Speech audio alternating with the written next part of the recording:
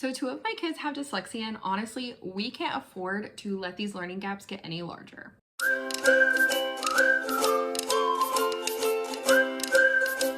So this summer, instead of just throwing all of the school out the window or trying to get ahead for the next school year, we're going to focus really intently on filling in these gaps for each of my children and their specific learning challenges. So first off, why are we doing remedial work and why is it important? So specifically, my children both have dyslexia and my older son also has ADHD. So this whole idea that we sometimes hear in the homeschool community is that these children will eventually catch up. It's not a big deal.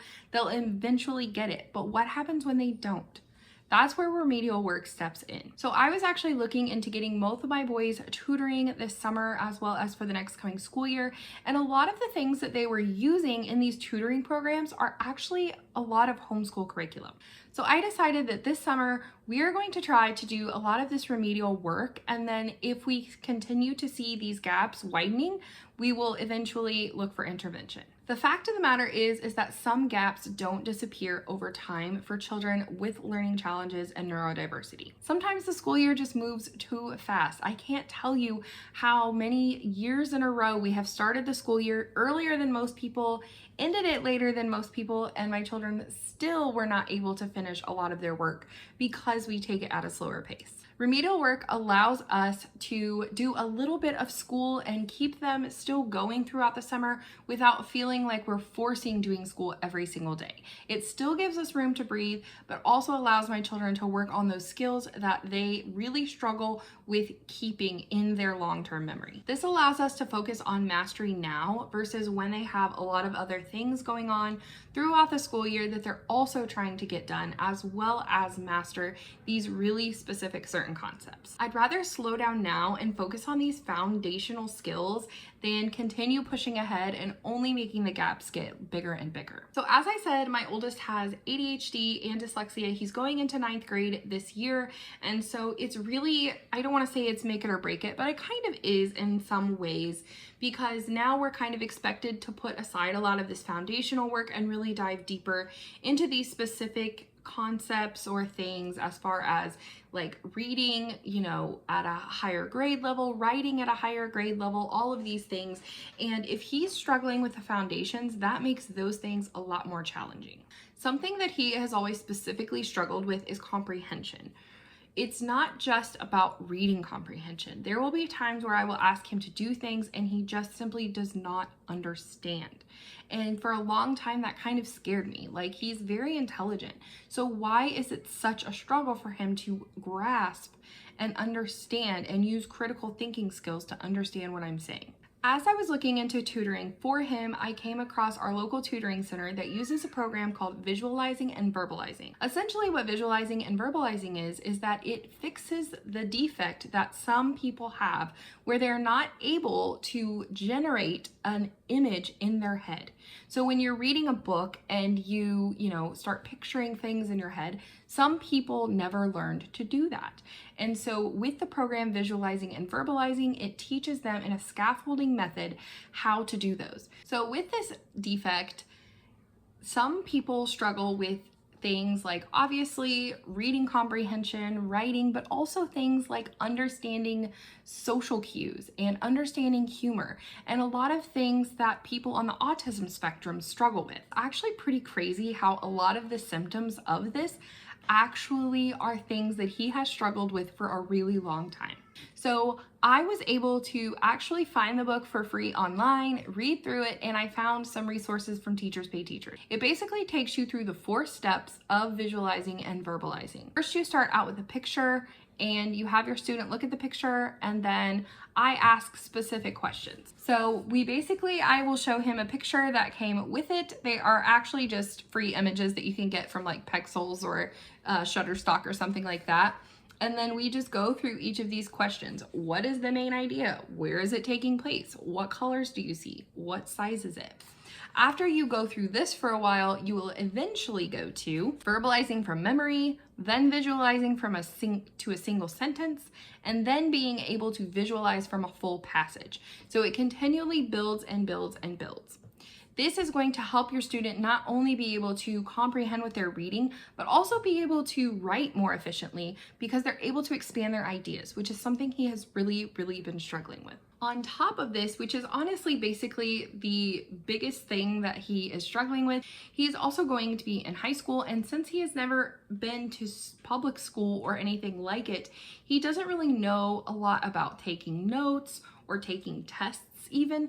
And so even though he's not necessarily set on going to college, I still want him to be able to take a class, or if he changes his mind, to understand what he's going to need to do in those classes. So we are going through the Victus Study Skills System. So it comes with a DVD, comes with a teacher's book, and then it comes with a student workbook.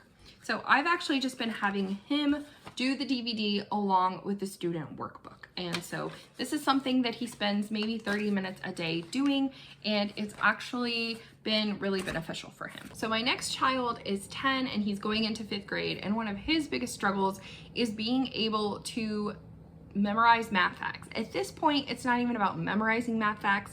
It's about finding different strategies in order to make his math work more efficient. So once he starts getting into, long division and things like that, not being able to remember your math facts makes that process so much more exhausting.